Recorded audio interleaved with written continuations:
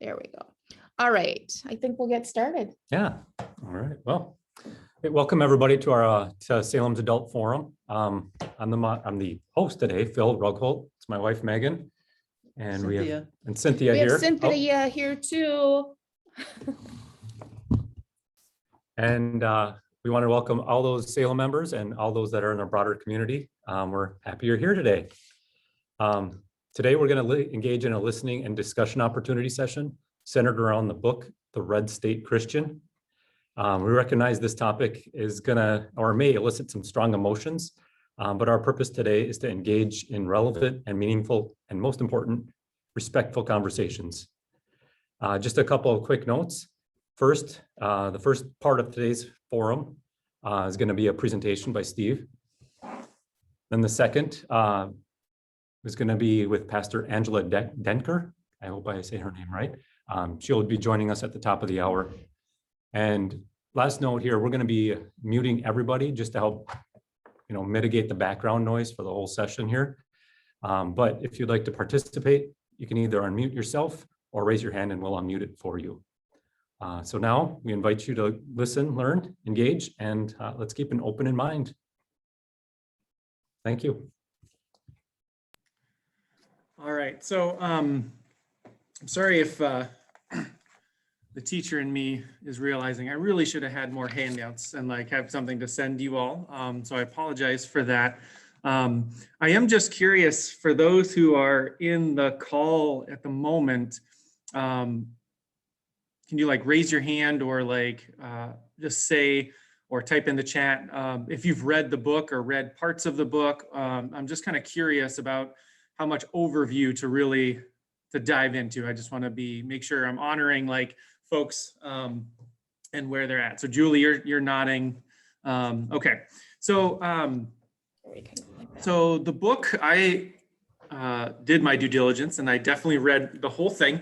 And I just wanted to kind of start the conversation with the end, right? So I want to start the book discussion with the very last paragraph, because I think it really informs kind of the overview of the book really well. So I'm going to read that to you right now. If you have your book, it's on page 295. But this is how she ends the book, Red State Christians, Understanding the Voters Who Elected Donald Trump. Grace for American Christians and for all of us is a difficult thing. It means starting from a place where all of us have been wrong and knowing that we all have something to learn from each other. If you are a liberal reading this book, I hope you've learned about the humanity and diversity of Red State Christians, and you can see parts of yourself in them. If you are a conservative reading this book, I hope you've learned about the dangerous edges and manipulation apparent in parts of the Red State conservative Christianity. And I hope you see that in some places, Jesus's message of love and sacrifice has been perverted to lift up power and hatred.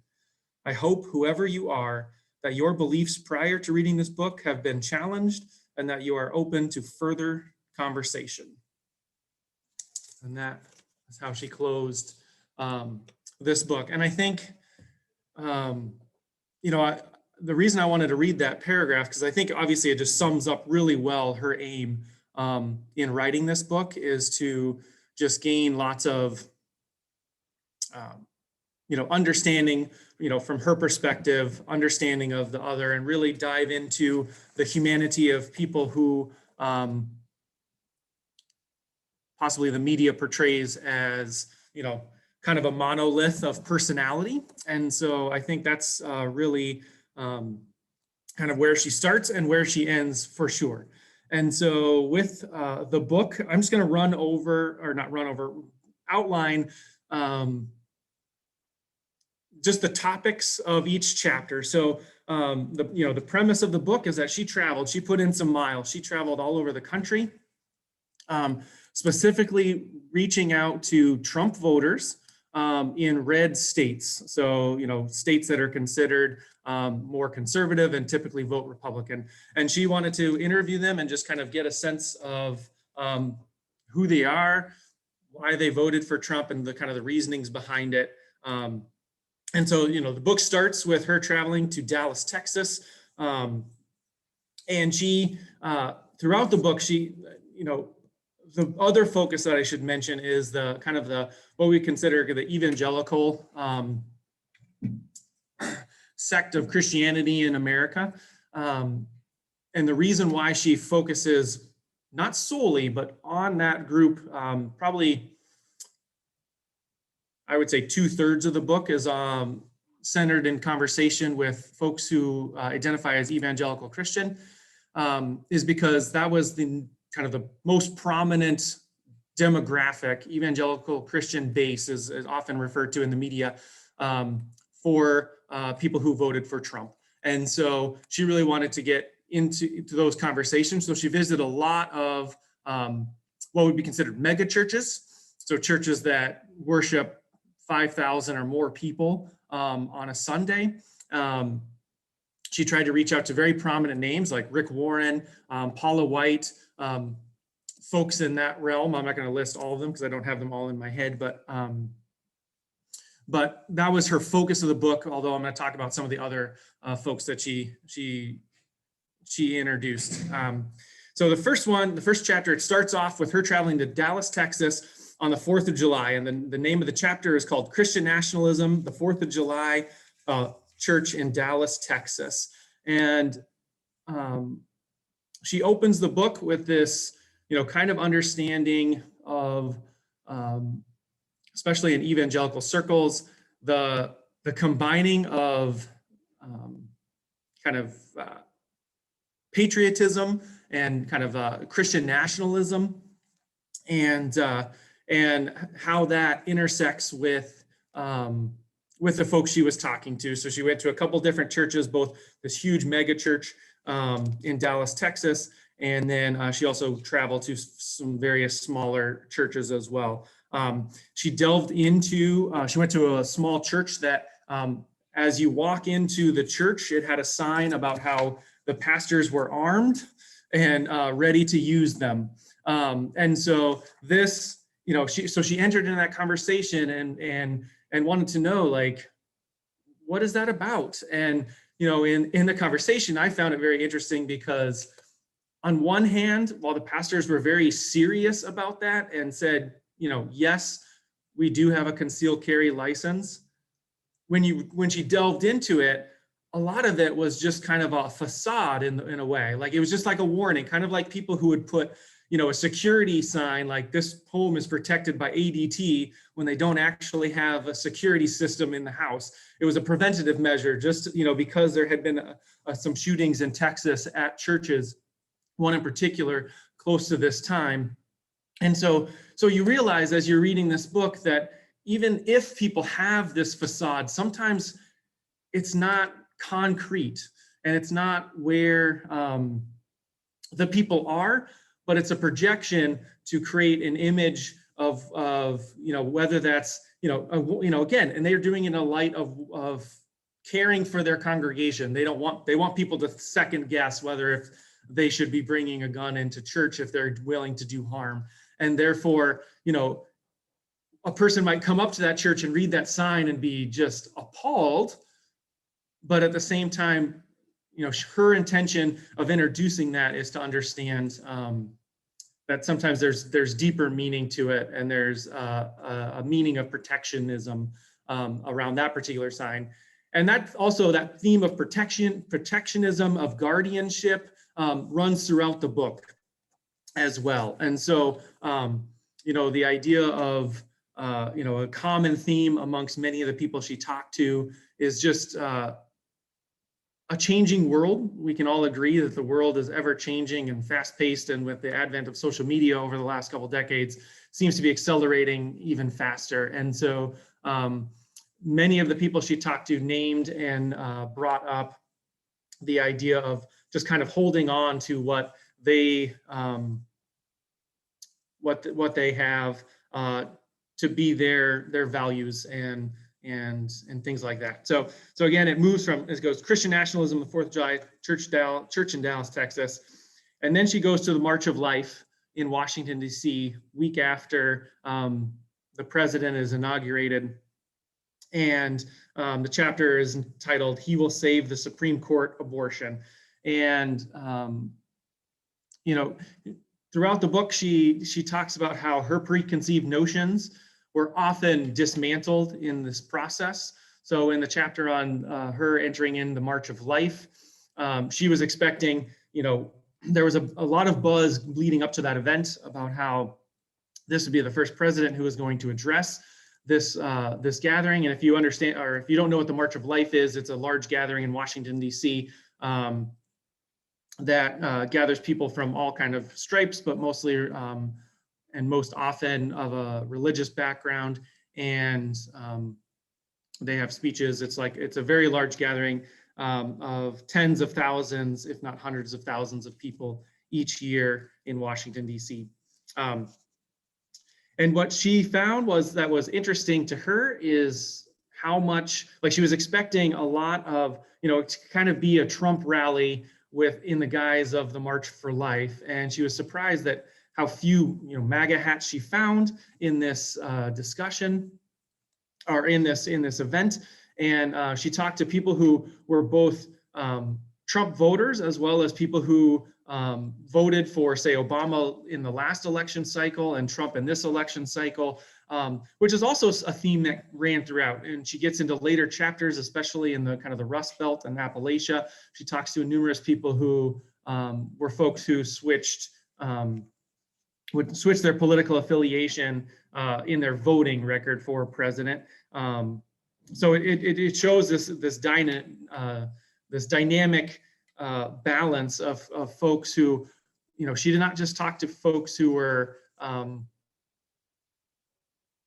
just kind of set in one ideological path and that have voted Republican or voted for every Republican candidate their entire lives. There's a lot more at play in what she is telling. So she moves on from the idea of abortion, or the topic of abortion, then goes back to, again, Texas and Florida, where the next chapter is called God and Guns, where she delves even deeper into the idea of people's experience with guns and their relationship with their faith. And that's the one where she enters the church, where on the sign in the front, it reads about that the pastors are armed and carrying. Then she travels to Orange County, California, where she got her start in ministry. That was where her internship and her first call was. And the title of that chapter is Bibles and Boob Jobs, the Money and Influence of Orange County Christians. And in this chapter, she really delves into the, we often think of Southern California as being, and is portrayed in the media often as very liberal, very progressive leaning in terms of their voting. And she notes that Orange County is not that. It is basically the birthplace of the mega church, as she kind of refers to. It's where many of the mega churches in the evangelical movement started and grew. And so she wanted to reach there. And also it's the place of Nixon and Reagan. And so very much wanting to understand the culture in that area. And she talks about the dichotomy of influence and fast-pacedness, and compares that to the differences she saw in the South, traveling through Texas. And it was very, again, very interesting. A lot of influence in that chapter coming from Southern California. But again, the point of her book throughout is to take down some barriers of assumptions that we make. So, this one is assumptions of California and where people come from.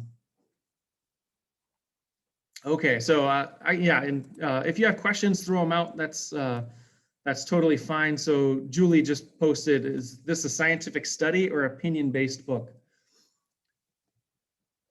My answer to that question would be that it's a listening session. So her goal of the book is to interview people and basically listen.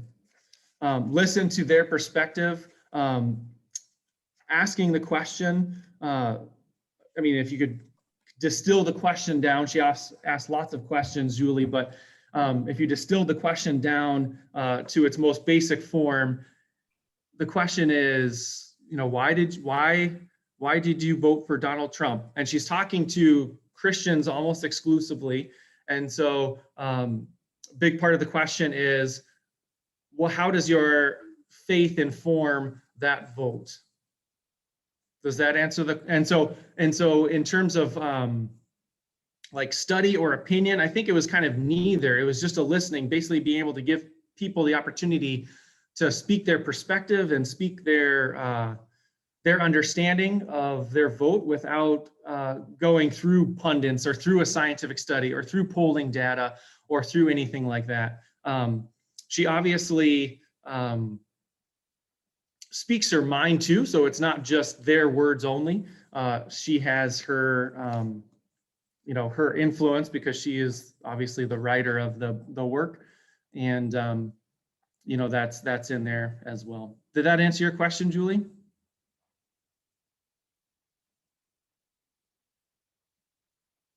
I'll say yes. So a couple other places that she visited. So she travels to rural Missouri, which is where her husband's family is from, and speaks with young people. So the title of that chapter is called Young, Free Thinking, and Pro-Trump Midwestern Farm Families in Rural Missouri.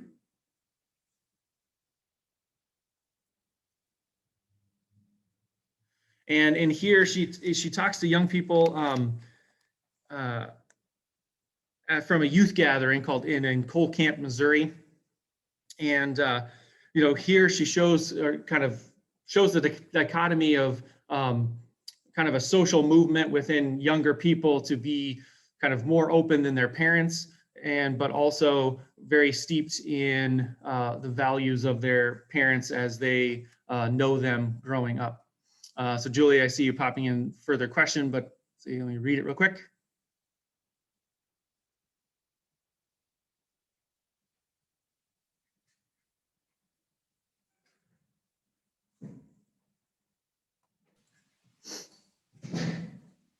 I'm happy to respond. Yeah, Kirsten, do you want to take that one since it's speaking from the perspective of the church?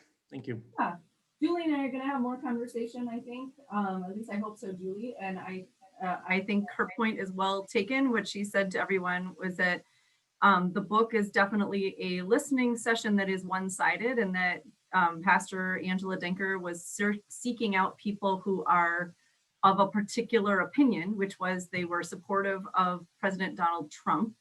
And I'm sure you said this, Steve. I'm sorry I couldn't be here from the very beginning, but I am understanding, as I have not read the whole book. I wish I could say that I had. I like to blame that on Steve until I bought it and then he stole it from me. But my understanding of what's happening in this book particularly is that because she's a pastor, she's bringing this a question about Christianity to the table, which is also why we're reading it. If there, is another resource we should read that interviews people on the opposite side, we could certainly do that. It was really interesting. I think Pastor Tim and I discussed this resource as a book that, oh wow, she's really going and trying to talk to Christians about why did they make the decision the way they made it. But you're right, she's only talking to people who are Trump voters, absolutely, and only talking to people who have that particular persuasion and trying to understand how Christian nationalism fits into there, which is, I think, a topic of greater complexity. But there's and she certainly, as a Lutheran pastor, does not endorse Christian nationalism, nor would I. And I think that's a pretty fair statement of the church in general, because that confuses who our gods are. But Julie, you're welcome to, pipe in again if you want to talk more about that, but you and I can certainly talk about it more later too. So yeah, overall, it is hopefully just a starting point. And when Pastor Denker joins us, hopefully around 10, we'll be able to ask her why she made those choices. And I would welcome you, Julie, to ask her about that. That would be really helpful. I think she has thought about this a whole lot more than I have. I'm just hoping to put up our platform like I talked about in my sermon this morning. Yeah, and I think I would thank you, Kirsten, Pastor Kirsten. And I think, one of the things is she's very intentional about listening, because I think she's really, and again, she can speak for herself when she's here, but there's definitely a sense of not wanting to create which one is right, which one is wrong, but just simply what it is. And so, so if she had interviewed offering, differing perspectives, so like both Clinton voters and Trump voters, because this is centered around the 2016 election. Those are written before the 2020 election. So, but if she had put both, interviewed both sides, then it would be kind of like a debate, like which one is the right side. And that was not her intention in any way. It was just a listening session for just understanding. And so I think that's kind of where it came from. One of the surprising things that I found as I kept reading was the idea of, again, she really wants to kind of dismantle this monolithic thinking of, folks who voted for Trump think in one particular way, or we can picture them, like if we were to ask, draw a Trump voter, like she's really dismantling that idea of there is one like image that we could portray. And so again, she traveled to rural Missouri. She traveled to Florida and spoke with some leaders in Fellowship for Christian Athletes. But then she goes even further. She talks with Arab Christians so she travels back to Texas on multiple occasions. She talks to Arab Christians in the Houston area. She talks to Latinx Christians in the borderlands of El Paso, Texas, and Southwest Texas. She also travels to New England, so Concord, New England, and visits a New England Catholic college, a small liberal arts college, and speaks with a couple folks from there, from Thomas More College. She interviews folks who would put themselves in the camp of like establishment Republicans. So, that's in the chapter called The Evangelical Intelligista. What about establishment Christians is the title of that chapter. And so I think, throughout she is very cognizant of the optics of not wanting to create a one-sided narrative, as well as also make sure that people's voices are heard, and it is a listening exercise. One of the questions that I would love to ask Pastor Angela is how she would perceive. So she interviewed lots and lots of people. The goal was to listen. And one of the questions I would have is, how did she feel about the folks? Like if the roles were reversed, how would folks be listening to her and her perspective on some of these issues that she was interviewing people about? And I think it'll be interesting to kind of hear that perspective, because one of the things she names is in the beginning of the book about some of the divides is a breakdown of shared language.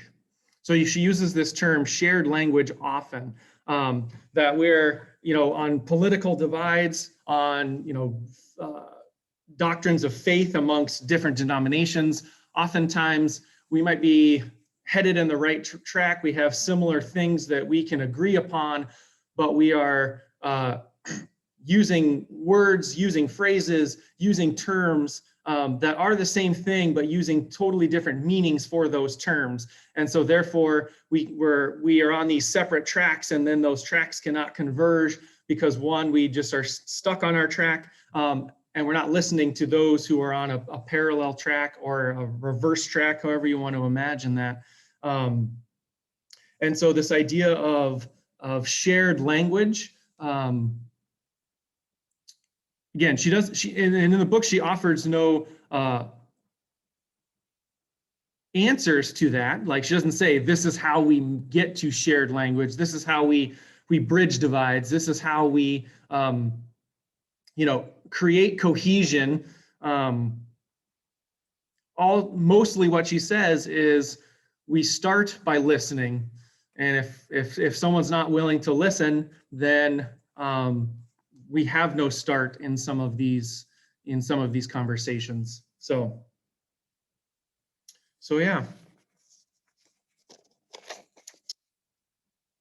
Does anyone? So that was like a quick overview. So the other chapters that I did not mention or name out loud: Winners and Losers, Trump, Sports, and Christianity. There was another chapter called Evangelical Women and Donald Trump, Who's Grabbing Whom? And then the other chapter that I did not mention was Less Conservative, More Consequential, Rural Rust Belt Red State Christians in Appalachia and Central Pennsylvania. So that's an interesting chapter because in that one, she interviews Lutherans, so people who are of the ELCA. So like I said, the majority of the book is centered around evangelical Christians or people who would self-describe themselves as evangelical Christians. But in that one particular chapter, she interviews people who are of the ELCA, which is obviously relevant to Salem and our folks here. Like I said, she spoke with Catholics in the Northeast, and then again traveled south to talk with Arab Christians. She actually interviews a couple Muslims and as well, but mostly evangelical Christians in the Houston area who are originate their heritage from the Middle East. So yeah, so that's a quick overview of the book and the chapters that it contains. We've had a lot of people join us since I very started. So I actually want to read that what I read at the very beginning again, because most of you, as I look on my screen, kind of missed this part. And I want to, I think it's important to kind of begin the conversation, and hopefully she'll be joining us really soon. So this is the concluding paragraph of the book. So she writes, "Grace for American Christians and for all of us is a difficult thing. It means starting from a place where all of us have been wrong and knowing that we all have something to learn from each other. If you are liberal reading this book, I hope you've learned about the humanity and diversity of red state Christians, and you can see parts of yourself in them.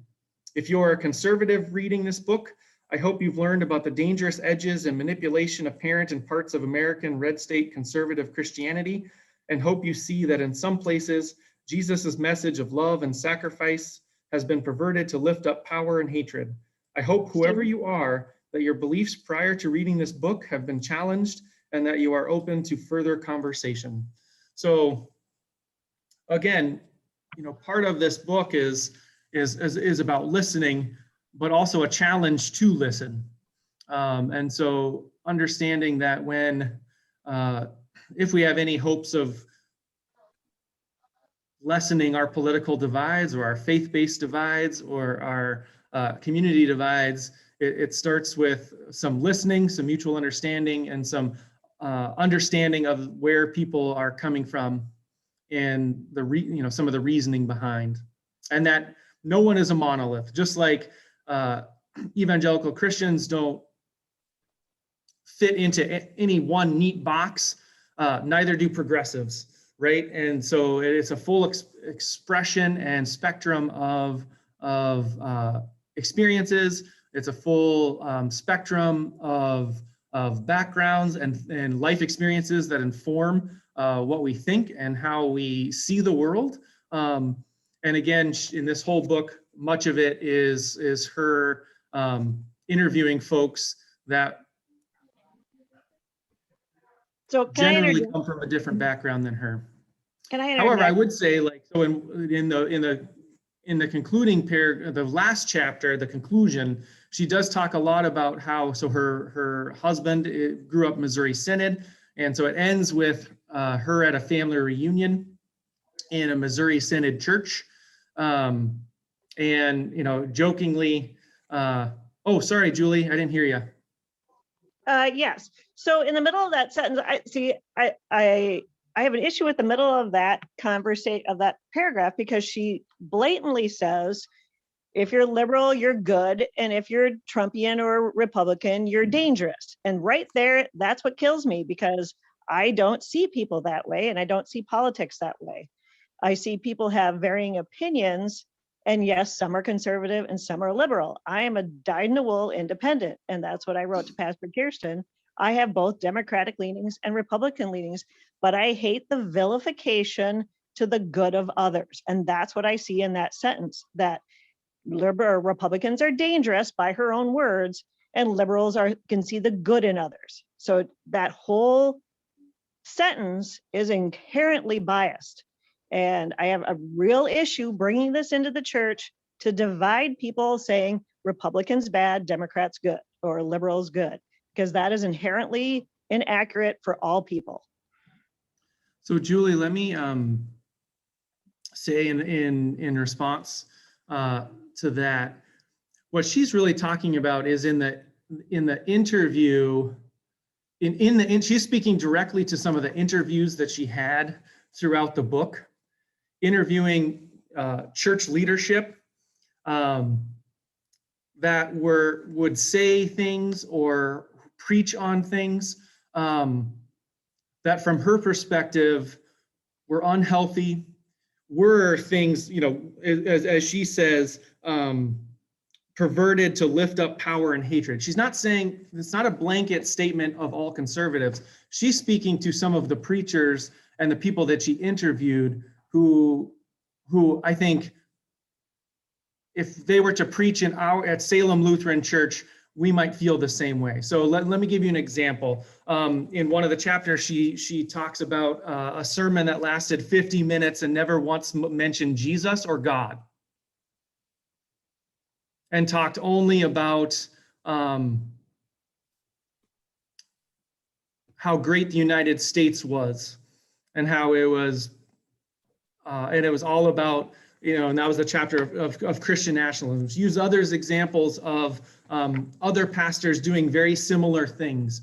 And so I think that is what she's kind of addressing. There in the Orange County chapter, she interviews a pastor who is at a mega church, and he's African American, and he tells stories about how often he is mistaken not as a leader of the church, but as the janitor, or as the gardener, or as someone who is not a leader in the church.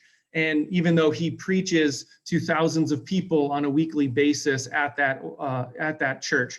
And so I think what she's naming in that sentence is even though this is a very listening style of book, there she is. I don't want to speak for her, but let me finish my sentence. Why don't you read that particular sentence again, just that center part, which I'm calling you out on in the book, because I find it inherently dangerous. Okay, you want the whole paragraph or? Just the specific middle section I'm talking about, where it's inherently biased that Republicans are dangerous, conservatives are dangerous, and liberals are good. Read that sentence again with an open ear and listen to what she's writing. Okay, so Angela, I'm just sort of your reference because you just popped in. I'm reading the concluding paragraph of your book. So the last paragraph, the very conclusion. So grace for American Christians and for all of us is a difficult thing. It means starting from a place where all of us have been wrong and knowing that we have something to learn from each other. If you are a liberal reading this book, I hope you've learned about the humanity and diversity of red state Christians. And so there, I think, Julie, she is naming that there, she's putting red state Christians in a very positive light. And you can see parts of yourself in them. So understanding that we have these shared values. And then if you are a conservative reading this book, I hope you've learned about the dangerous edges and manipulation apparent in parts of red state Christian or red state conservative Christianity. So I think in there, she says, again, I'll underline the parts part, the apparent in parts of American red state conservative Christianity. But there are And I hope you dangerous see parts that in of some the liberal. places, Yeah, Jesus' there are message of also- love and sacrifice has been perverted to lift up power and hatred. But there are inherently dangerous parts of the left as well that we do not address in this church. And I have liberal leanings and I have conservative leanings, and the dangerous left is just as dangerous and just as divisive as the right. It isn't right bad, left good. It is inherently dangerous on both sides. And that's what I have an issue with when you start putting labels on people who have diverse backgrounds, diverse issues. And it bothers me greatly that we go down this road at a church when it's definitely biased against conservatives, where I have tons of conservative friends. I have tons of very close friends who are dyed-in-the-wool left Democrats, and we have great conversations together. And But major contributors to society. and major contributors, Todd's here too, Todd Tyson. So I just have a profound issue bringing this into a church where it doesn't belong. We can talk politics all day long outside of church. Church itself, Jesus said it straight up. Give to God what is God's, give to Caesar what is Caesar's, and don't mix them. There's a reason he doesn't want us to mix them. And I'm really bothered by this. Julie, thank you for sharing your thoughts. If you want to turn on your camera, it'd be nice to see your face. I just wanted to interrupt because I see that Pastor Angela Denker is here, and I want to be sure to introduce her. Thank you, Pastor Denker, for coming. As you can hear, we have a wide variety of opinions in the room, and we're curious to hear your perspective on your book. And most of us have not read it, just so you're aware of that. I think you know that already, but just so you know.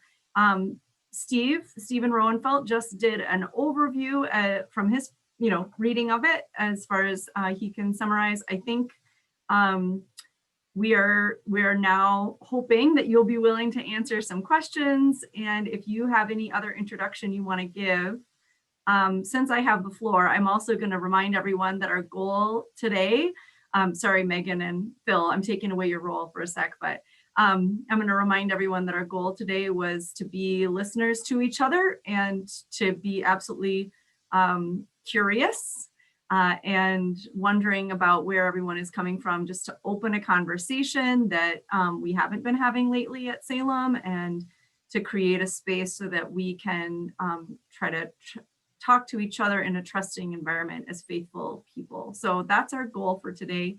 Anything you would add to that, Megan or Phil, as the hosts? That was very well said. That's exactly what we would have said. Yep. Yeah. All right, Pastor Denker, thank you for being here. And if you would introduce yourself a little bit. I'm sorry, I don't have a bio for you to read, but if you would jump in with us for the last 20 minutes, that'd be awesome. Thank you for being here. Well, hopefully everyone can hear me okay. I am zooming in from my church this morning. So I serve Grace Lutheran Church in Broughton, Minnesota, which is located just south of Hutchinson and just west of Glencoe, right on 212. So we have a lovely church. We had worship from 8:45 until 9:45. So it's good. I see a few more people. I see Doug's ceiling. So Doug, nice ceiling there. If you want to show me your face. It reminds me of my confirmation kids. Nice to see you. I don't see Julie or Deb, but I see everybody else. So yes, I'll try to do a brief understanding of who I am, so you all know me a little bit better. Grew up in the Twin Cities, worked in my first career as a sports writer, actually as a hockey beat writer. So I always joke with people that it was good preparation for ministry to spend a lot of time in the hockey locker room because it toughens you up. and had a lot of good time, you know, getting to know the sports world. I wrote for Sports Illustrated, covered the Super Bowl, did a lot in that arena. And when I decided to leave that world to become a pastor, the real motivating factor behind that was because I was spending so much of my time. I continue to be really passionate about telling people stories and putting it in words that maybe they would have liked to say, but didn't have the writing background to do. So that led me to want to tell not only people's stories, but also the greatest story of all, which is the story of Jesus' life, death, and resurrection. And so served pastoral internship in Las Vegas, served a large evangelical megachurch congregation in Orange County, California, served a small church in the Chicago suburbs as solo pastor, and came back to the Twin Cities to continue to fulfill these dual callings that I experience in my life, which I'm sure many of you can relate to, and it's really more than dual. I'm a mom. I have two boys. They're 8 and 5, Jake and Josh. Married to Ben, who's an engineer in the Twin Cities. So we got one of us who's all about math and numbers, and one of us who's all about ideas and words. So we complement each other real well, which is nice. And I came back to fulfill this calling that I felt God asking me to use my skills as an interviewer, as a listener, and as a thinker to talk about the ways that broader global issues and the ways that our current lives impact the church. Growing up in the church, I was never interested in being part of a church that had nothing to say about the main issues on people's minds, whether it's here in Broughton and my farmers are concerned about planting. If the church has nothing to say about planting or farming, that's not okay. And I also think if the church has nothing to say about the Chauvin trial, then we're an irrelevant church. So I don't know that we always know exactly what God has to say. That's a task for discernment and listening. But I'm very passionate about particularly Dietrich Bonhoeffer, who was a leading Lutheran theologian during Nazi Germany, was actually killed in a concentration camp for his protestations against Nazi Germany. He led a critique of this idea of the two kingdoms theory, which I think Julie just referenced, talking about Jesus saying, give to Caesar what is Caesar's, give to God what is God's. You know, if you look back at that, I do think that passage is really a lot about money. Much more than it is about government. It's really a lot about money and how we talk about money in the church, how we understand money's role in the church. And being someone who has served multiple congregations, I also briefly served Easter Lutheran in Egan as teaching pastor. It's a multi-site congregation. So I've served quite a few churches that have budgets up in the multi-millions of dollars, and you see where money becomes central. But what Bonhoeffer came in and said is that Lutherans in particular, but many Christians have interpreted this idea of two kingdoms theory as saying there are two separate realms.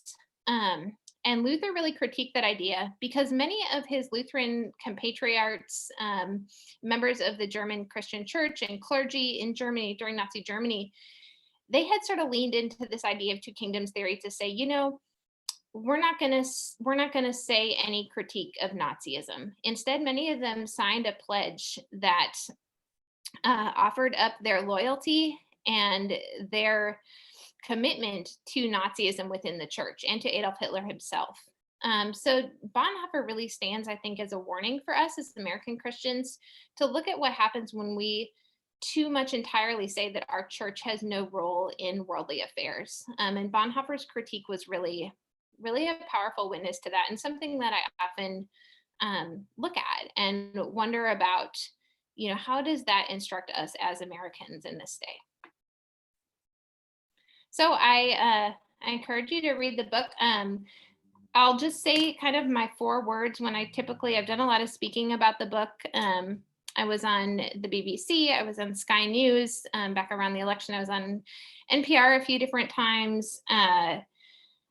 There are 4 words that I like to think about when talking about this book and understanding the questions that the book raises.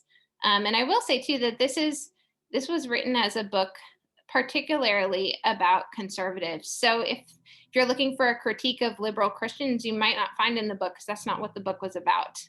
But I'm sure that somebody else could write that book. That wasn't the book that I was tasked to write. So my 4 words are surprise, warning, opportunity, and hope. And warning really surrounds this growing side of Christian nationalism, which is the first chapter of the book, and which is one of the things that I've been called upon to speak about many times in the future. And you really did see, unfortunately, you saw Christian nationalism being weaponized on January 6th, where a number of people who were bringing weapons to the Capitol were carrying Bibles, or they were carrying signs that talked about Christianity. And so you saw sort of that side of militancy where Christianity gets tied into nationalism. And again, Christian nationalism, one critique that I've had of myself in the book over the years since the book came out in August of 2019, we've had a global pandemic. We've had the murder of George Floyd here in Minneapolis and a global, national racial reckoning. And we also had the insurrection at the Capitol. So those 3 events, I think, continue to shape the work that I've done in this book. And one thing that I don't think I talked enough about is race, that race is really a sub-theme through many of these chapters. And when I will talk about, that we have to remember that Jesus was not American. Sometimes we just kind of think, and you say that and people kind of laugh like, oh yeah, of course he wasn't. But you kind of, I'm sure I grew up kind of thinking, yeah, Jesus was American. All right. And so that was an important critique. But I also think that I've been instructed and I've been sort of witness to that, another important truth for me to think about is that Jesus is not white. And in the same way that saying that Jesus is not American, Jesus is not white, it really forces us to break down our faith from our own particular historical circumstances and look at the story of Jesus. So I think Megan said those 4 words again. Yeah. Their surprise, that it was really important for me that we're allowed to surprise each other. I do think that sometimes when you meet somebody and you hear, okay, where they're from, what's their job background, what's their school background, all of a sudden you kind of get a list in your head of like, okay, this is where they like to shop. This is, and we really, really think that we know each other much better than we do in a lot of cases. And so I think it's really important to be able to surprise one another. And really, Easter morning was a surprise. The resurrection was a surprise. And if those women who were gathered at the tomb were not willing to be surprised by Jesus, we would not have the story of Easter.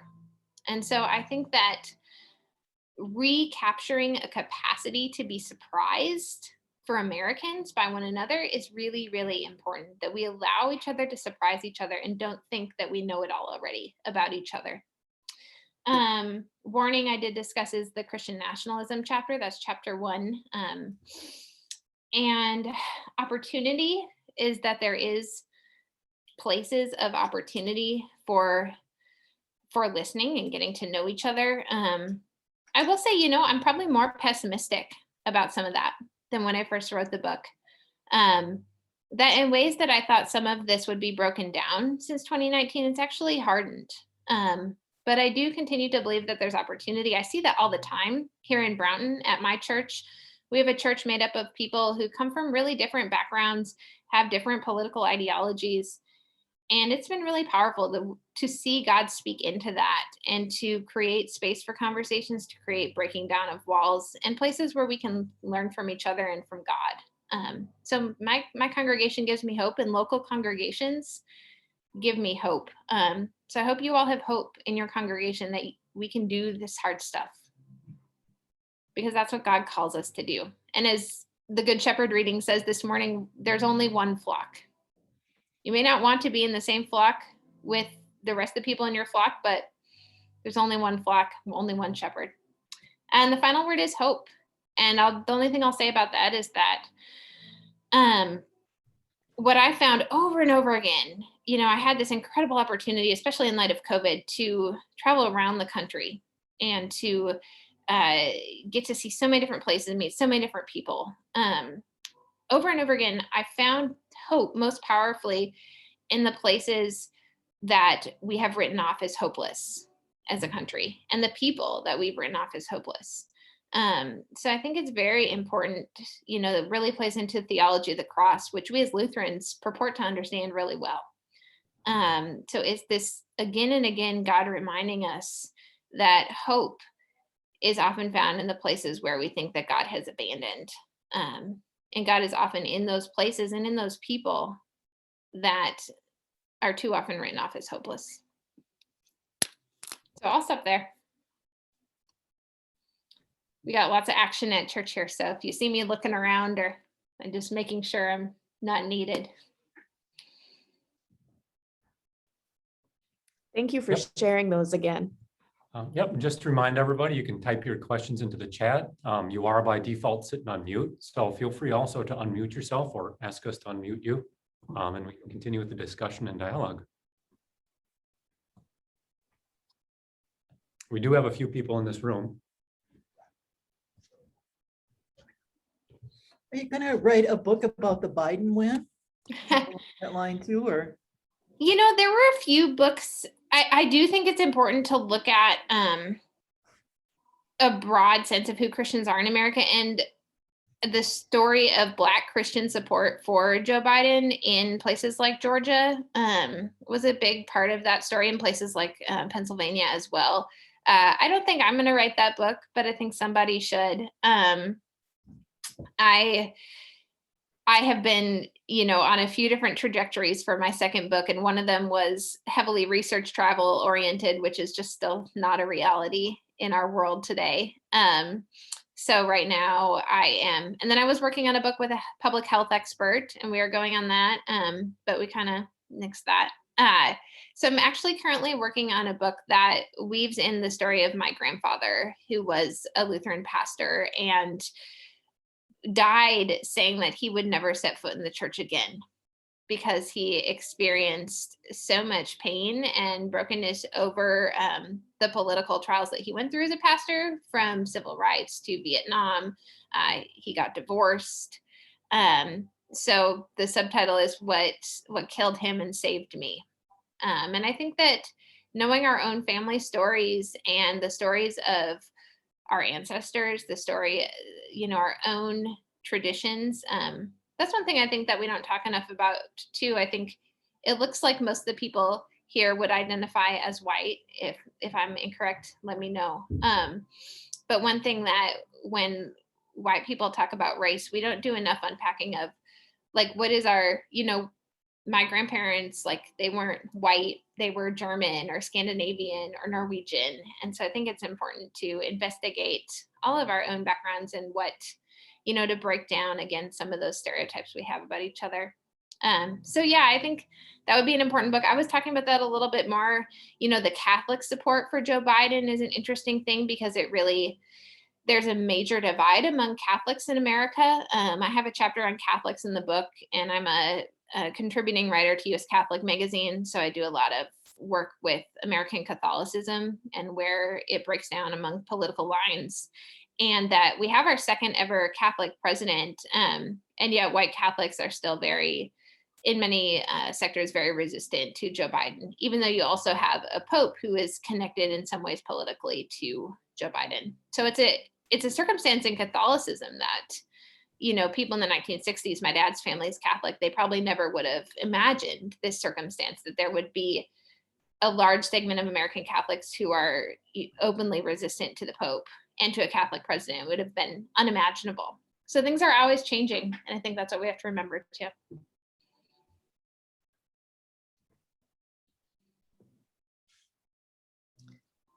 Steve, before Pastor Angela got on, you had said that and I don't mean to put you on the spot, but I am.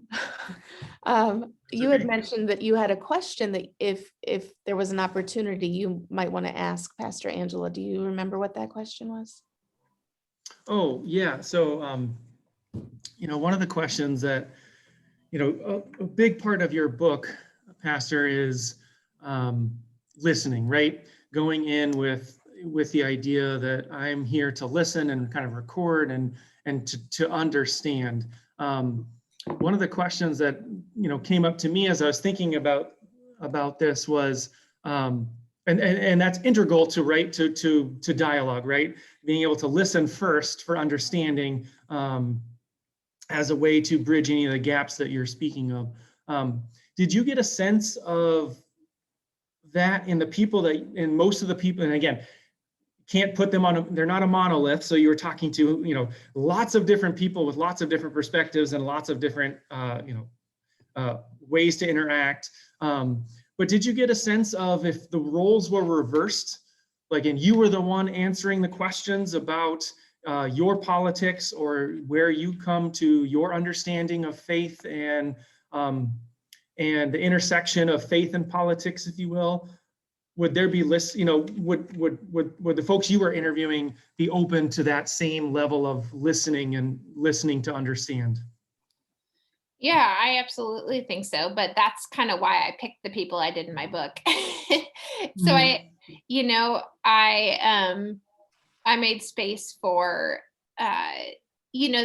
there's been so much written about conservative evangelical Christianity in the 2016 election. And oftentimes it features the same people over and over again. You see Jerry Falwell Jr., you see Jack Graham, who is in my book. But what I didn't see being covered was sort of the ordinary folks. So do I think that Jerry Falwell Jr. would really want to listen to me and about my politics? Probably not that much. But I do think that most of the people that I talked to, I sought them out because I wanted to have dialogue with people back and forth. And I think that, I really tried to select people that were going to surprise folks.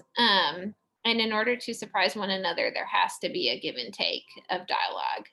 But I have said, I think I was the keynote speaker for the Southeastern Minnesota Synod gathering last fall. And I did tell the pastors that were gathered there that we also have to remember Jesus' words when entering into dialogue, which is that, Jesus sends out the disciples to go and to share the good news and to travel and to go into people's homes. But he says, if you're not welcomed, then you shake the dust off your feet and you leave. And so there are times to leave conversations. And there are times to really have that wise discernment from Jesus that, is this a conversation that is seeking to boost understanding, or is this a conversation where it's going nowhere? And I think that depends on your relationships too. Don't have these conversations on social media. And then COVID, of course, made it more difficult to see people face to face. But also people start in our own families, and that can be some of the hardest places, but also the most important. And you have that relationship underneath that undergirds it. And then finally, I'll say too that when I went into certain spaces to have these conversations, particularly in like the guns chapter and in the chapter about Christian nationalism, I went into spaces as a white woman who many people assumed by looking at me that I probably shared their same ideological background. So it was kind of easy for me, and a person of color, a person who identified as LGBTQ, they may have been received differently than I was. And so I think it's important to be aware of some of the privilege of that as well.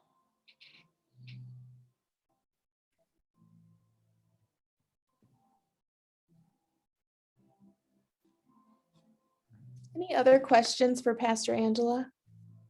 Yeah, I just saw it's 10:30. Okay. Yeah, I want to appreciate, or thank you. We appreciate your time, Pastor Angela. For those of you that want to continue with the conversation, you are more than welcome, or I actually encourage you to reach out to Pastor Kirsten. She'd love to get further knowledge and gain insight onto what members of her congregation are thinking, and what their thoughts are overall on this process, the book, and just how this all integrates into our church itself. And she apologizes for leaving the conversation. She had to go preach. Yeah. Oh, well, that's important. Yeah, I've done these discussions kind of all over the US, from Naples to Florida to North Carolina. I just visited with a university in Connecticut yesterday.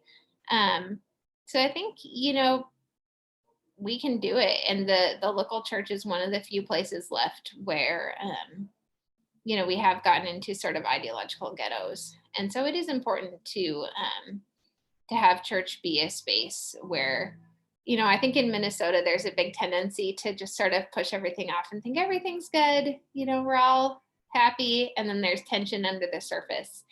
And if you're trying to have a church be a space where newcomers can come and feel like, oh yeah, this is a space where we would like to be a part of, people can sense that underlying tension, even if you think they can't. So I think it's important for churches to find ways to mitigate that and to be open and honest with each other, and to really say, whatever we're doing, we're going to seek Jesus' guidance in this. We're going to look to the story of Jesus. We're going to look to the words of Jesus. And that's going to be our ultimate guider. And that won't lead us astray.